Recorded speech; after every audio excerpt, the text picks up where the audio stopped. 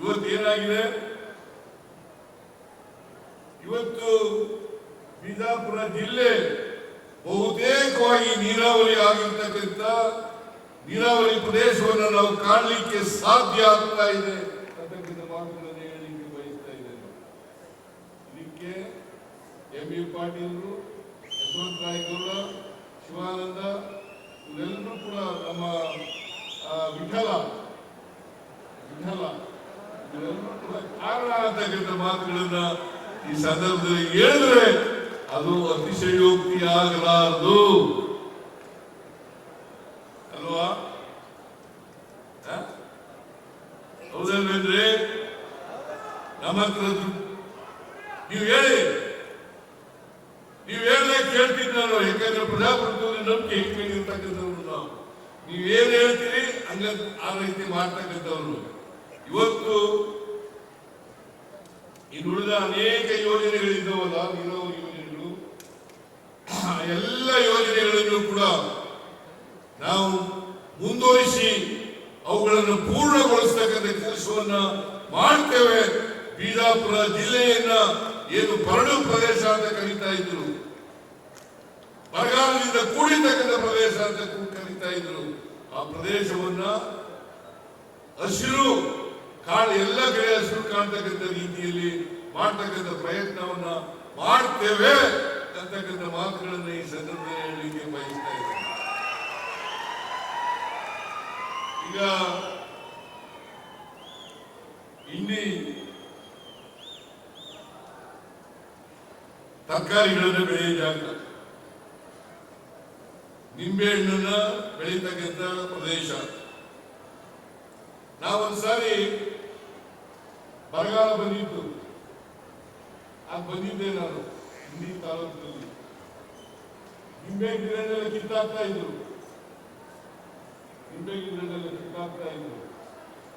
ನಾನು ಹೇಳಿದೆ, ಅವತ್ತು ಹೇಳಿದೆ ನಾನು ಈ ಭಾಗದಲ್ಲಿ ನಿಂಬೆಹಣ್ಣನ್ನು ಬೆಳೀತಾ ಇದ್ದೀರಿ, ಇದಕ್ಕೆ ಶಾಶ್ವತವಾದಂತ ಒಂದು ಪರಿಹಾರವನ್ನ ಕೊಡ್ತಕ್ಕಂಥ ಪ್ರಯತ್ನವನ್ನ ಮಾಡ್ತೇನೆ ಅಂತಕ್ಕಂಥ ಮಾತುಗಳನ್ನ ಹೇಳಿ ನಿಂಬೆ ಅಭಿವೃದ್ಧಿ ಮಂಡಳಿಯನ್ನ ಮಾಡಿದಂಥದ್ದು ನಮ್ಮ ಸರ್ಕಾರ ಅಂತಕ್ಕಂಥದ್ದನ್ನ ತಮಗೆ ತಿಳಿಸಲಿಕ್ಕೆ ಬಯಸ್ತಾ ಇದ್ದೇನೆ.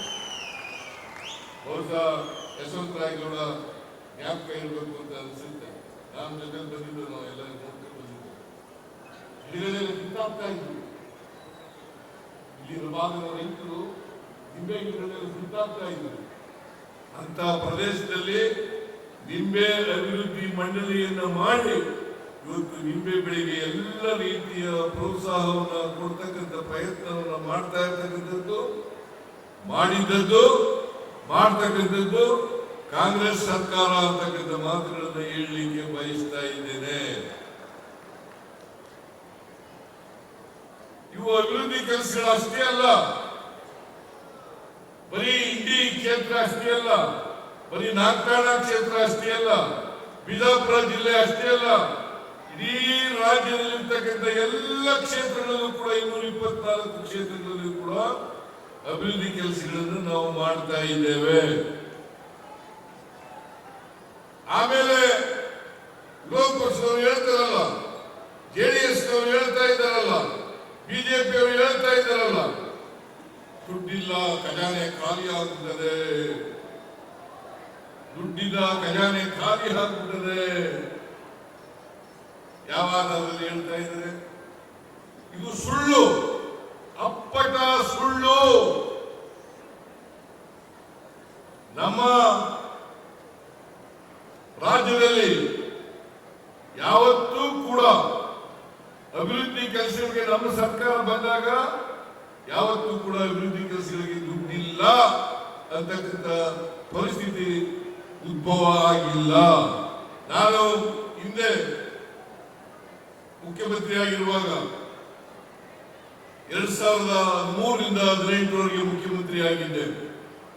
ಆ ಮುಖ್ಯಮಂತ್ರಿ ಆಗಿದ್ದಾಗ 165 ಭರವಸೆಗಳನ್ನು ಕೊಟ್ಟಿದ್ದು, 165 ಭರವಸೆಗಳನ್ನು ಕೊಟ್ಟಿದ್ದು. ಅದರಲ್ಲಿ 158 ಭರವಸೆಗಳನ್ನು ಈಡೇರಿಸಿ, ಅದರ ಜೊತೆಗೆ ಇನ್ನೂ 30 ಹೊಸ ಕಾರ್ಯಕ್ರಮಗಳನ್ನು ಜಾರಿ ಕೊಟ್ಟಂತ ಕೀರ್ತಿ ಯಾವುದಾದ್ರೂ ಸರ್ಕಾರಕ್ಕೆ ಇದ್ರೆ ಅದು ಸಿದ್ದರಾಮಯ್ಯನ ಸರ್ಕಾರ, ಕಾಂಗ್ರೆಸ್ ಸರ್ಕಾರ ಅಂತಕ್ಕಂಥ ಮಾತುಗಳನ್ನು ಹೇಳಲಿಕ್ಕೆ ಬಯಸ್ತಾ ಇದ್ದೆ. ಯಾವುದಾದ್ರೂ ಸರ್ಕಾರ ಇದ್ರೆ, ದುಡಿದಂತೆ ನಡೆದಂತ ಸರ್ಕಾರ ಯಾರಾದ್ರೂ ಇದ್ರೆ, ಕೊಟ್ಟ ಮಾತನ್ನು ಉಳಿಸಿಕೊಳ್ತಕ್ಕಂಥ ಪ್ರಯತ್ನವನ್ನ ಮಾಡಿದ್ರೆ ಅದು ಕಾಂಗ್ರೆಸ್ ಸರ್ಕಾರ, ಅದು ನಮ್ಮ ಸರ್ಕಾರ ಅಂತಕ್ಕಂಥ ಮಾತುಗಳನ್ನು ಹೇಳಲಿಕ್ಕೆ ಬಯಸ್ತಾ ಇದ್ದಾರೆ. ಈ ಸಾರಿ 593 ಭರವಸೆಗಳನ್ನು ಕೊಟ್ಟಿದ್ದವು. 593 ಭರವಸೆಗಳನ್ನು ಕೊಟ್ಟಿದ್ದವು.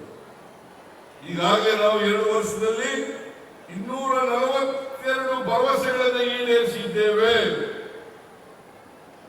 242 ಭರವಸೆಗಳನ್ನು ಈಡೇರಿಸಿದ್ದೇವೆ. ಅದೇ ಭಾರತೀಯ ಜನತಾ ಪಕ್ಷದವರು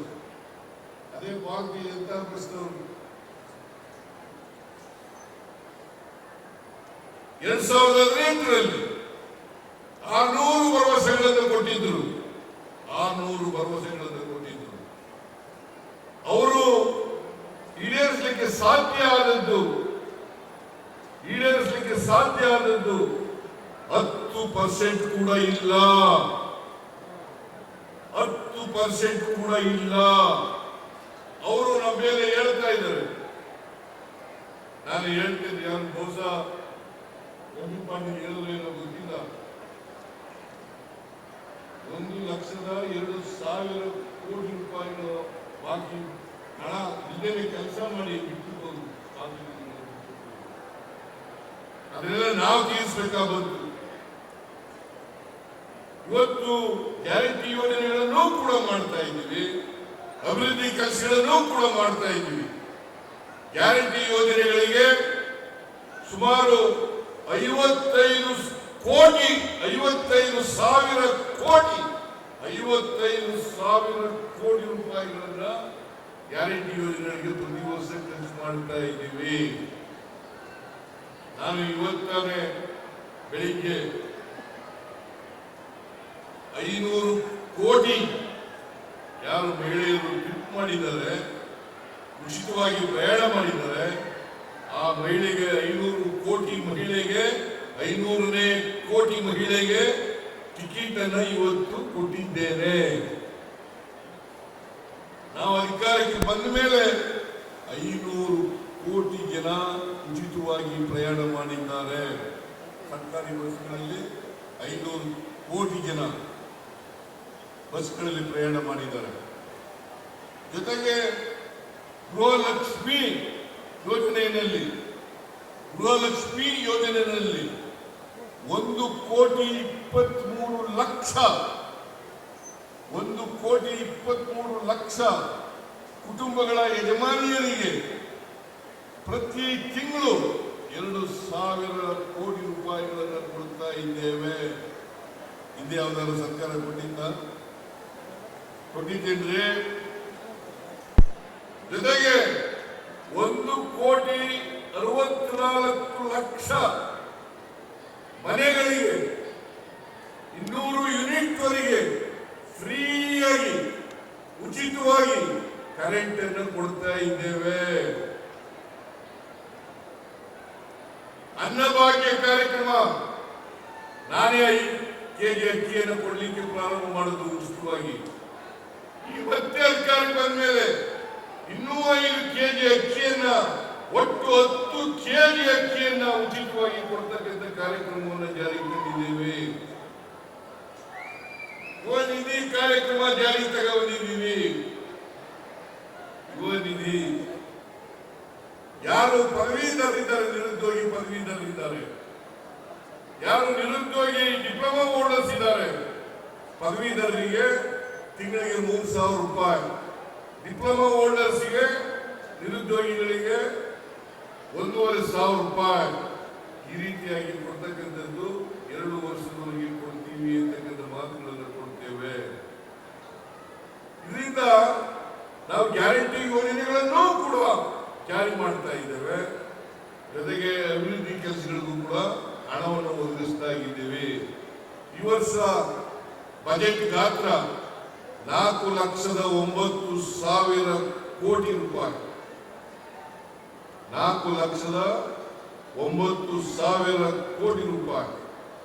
ಅದರಲ್ಲಿ ಕ್ಯಾಪಿಟಲ್ ಎಕ್ಸ್ಪೆಂಡಿಚರ್, ಆಸ್ತಿಗಳ ಸುಧಾರಣೆ ಮಾಡ್ತಕ್ಕಂಥದ್ದು, ಅದಕ್ಕೆ ಖರ್ಚು ಮಾಡ್ತಕ್ಕಂಥ ಹಣ 83,000 ಕೋಟಿ ರೂಪಾಯಿ. 83,000 ಕೋಟಿ ರೂಪಾಯಿ. ಯಾವಾಗಲಾದ್ರೂ ಬಿಜೆಪಿ ಸರ್ಕಾರ ಇದ್ದಾಗ ನಾವು ಇಷ್ಟು ಖರ್ಚು ಮಾಡೋದು ಅಂತ ಹೇಳಿ ಯಾರಾದ್ರೂ ಕುಮಾರಸ್ವಾಮಿ ಹೇಳಿ ನೋಡೋಣ.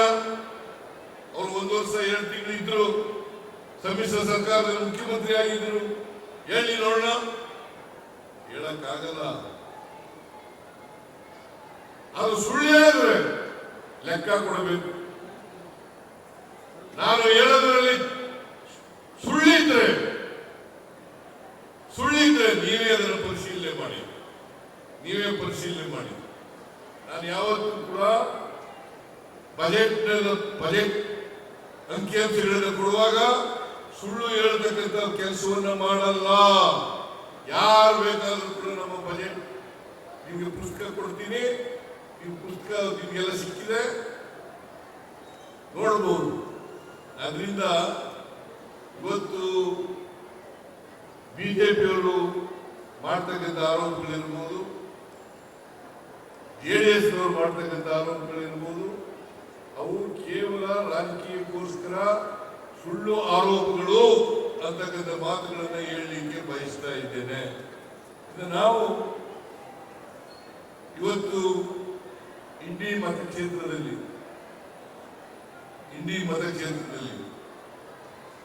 ಬಹಳ ದೊಡ್ಡ ಪ್ರಮಾಣದಲ್ಲಿ ಈಗಾಗಲೇ ಡಿ.ಕೆ. ಶಿವಕುಮಾರ್ ಹೇಳಿದ್ದಾರೆ, ನೀರಾವರಿಗೆ ಬಹುಶಃ ಇಷ್ಟು ನಮ್ಮ ಕ್ಷೇತ್ರದಲ್ಲೂ ಆಗಿಲ್ಲ ಅಂತ ಅನಿಸುತ್ತೆ.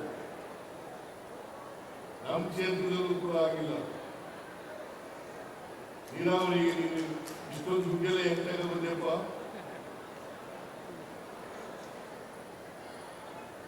ನೋಡಿ, ಒಂದು ಜಾಣತನ ಇದೆ ನಿಮ್ಮ MLA-ನಲ್ಲಿ.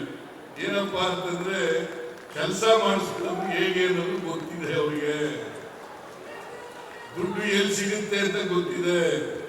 ಹೇಗೆ ಪ್ರಾಜೆಕ್ಟ್ಗಳನ್ನು ಅಪ್ರೂವ್ ಮಾಡಿಸ್ಕೋಬೇಕು ಅನ್ನೋದು ಗೊತ್ತಿದೆ.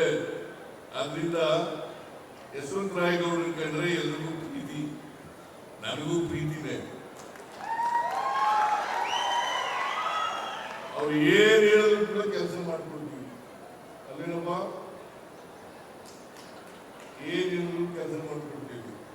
ಅವ್ರೊಬ್ಬರೇ ಅಲ್ಲ, ಅವ್ರ ಎದುರುಗಡೆ ಹೇಳ್ತಾ ಇದ್ದೀನಿ, ಇವ್ರಿಗಿಂತ ಸ್ವಲ್ಪ ಹೆಚ್ಚು ಕಡಿಮೆ ಬೇರೆಯವ್ರಿಗೂ ಕೂಡ ಮಾಡ್ಕೊಂಡಿದ್ದೀನಿ. ನಾವಿರೋದೇ ಕಾಂಗ್ರೆಸ್ ಪಕ್ಷ ಇರೋದೇ ಸಮಾಜವನ್ನು ನಿರ್ಮಾಣ ಮಾಡ್ಲಿಕ್ಕೋಸ್ಕರ, ಎಲ್ರಿಗೂ ಸಮಾನ ಅವಕಾಶಗಳನ್ನು ಕಲ್ಪಿಸ್ಕೊಡೋದಕ್ಕೋಸ್ಕರ. ಅದಕ್ಕೋಸ್ಕರ ಇಂಡಿ ತಾಲೂಕಿದೆಯಲ್ಲ, ನಂಜುಂಡಪ್ಪ ವರ್ಗದಲ್ಲಿ ಬ್ಯಾಕ್ವರ್ಡ್ ಮೋಸ್ಟ್ ಬ್ಯಾಕ್ವರ್ಡ್ ಅಂತ ಬಂದಿದೆ. ಈಗ ಗೋವಿಂದರಾವ್ ಅಧ್ಯಕ್ಷರು ಶಕ್ತಿ ಮಾಡಿದ್ರು. ಬಹುಶಃ ಈಗ ಮೋಸ್ಟ್ ಬ್ಯಾಕ್ವರ್ಡ್ ಅಂತ ಮಾಡಲಿಕ್ಕೆ ಸಾಧ್ಯ ಇಲ್ಲ. ಇಂಡಿ ತಾಲೂಕು ಮೋಸ್ಟ್ ಬ್ಯಾಕ್ವರ್ಡ್ ಅಂತ ನಂಜುಂಡಪ್ಪ ವರದಿಯಿಂದ ಬಂದಿತ್ತು. ಈಗ ಅದನ್ನ ನಂಜುಂಡಪ್ಪನವರ ವರದಿ ಎಷ್ಟು ಮಟ್ಟಿಗೆ ಪರಿಣಾಮ ಆಗಿದೆ ಇಲ್ಲ ಅಂತಕ್ಕಂಥದ್ದನ್ನ ಪತ್ತೆ ಹಚ್ಚಲಿಕ್ಕೆ ಮತ್ತೆ ಹೊಸ ಶಿಫಾರಸುಗಳನ್ನು ಮಾಡಲಿಕ್ಕೆ ಗೋವಿಂದರಾವ್ ಅವರ ಸಮಿತಿಯನ್ನು ಮಾಡಿದ್ದೇನೆ.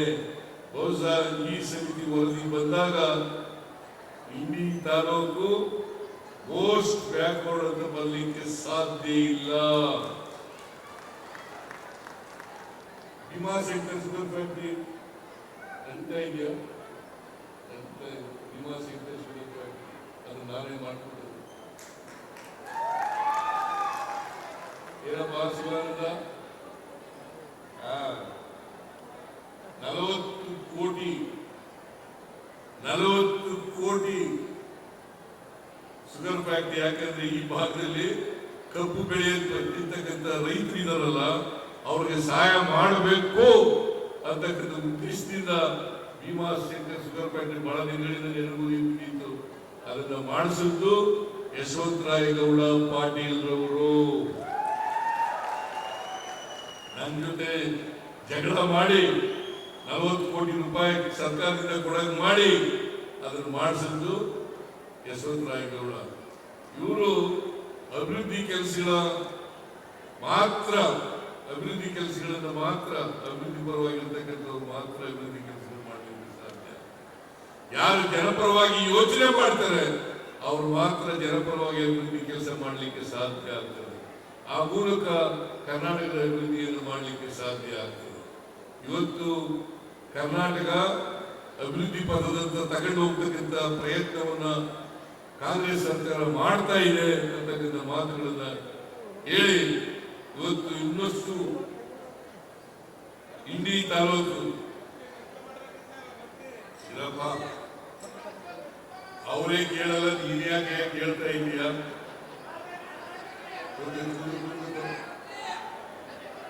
ಆದ್ರಿಂದ ನಾನು ಹೆಚ್ಚು ಮಾತಾಡಕ್ ಹೋಗಲ್ಲ. ಸೋಲಾಪುರಕ್ಕೆ ಹೋಗ್ಬೇಕು, ಸೋಲಾಪುರದಿಂದ ಹೋಗ್ಬೇಕಾಗ್ತದೆ. ದಯಮಾಡಿ ನೀವೆಲ್ಲ ಇನ್ನೊಂದ್ಸಾರಿ ಕಾಂಗ್ರೆಸ್ ಪಕ್ಷಕ್ಕೆ ಆಶೀರ್ವಾದ ಮಾಡಬೇಕು. ಯಶವಂತರಾಯಗೌಡರಿಗೆ ಆಶೀರ್ವಾದ ಅಂತ ಕೇಳ್ಕೊಂಡು ನಿಮ್ಮ ಆಶೀರ್ವಾದ ಯಾವಾಗಲೂ ಕೂಡ ನನ್ನ ಮೇಲೆ ಇರಲಿ ಅಂತಕ್ಕಂಥ ಮಾತುಗಳನ್ನ ಹೇಳಿ ನನ್ನ ಮಾತುಗಳನ್ನು ಮುಗಿಸ್ತೇನೆ.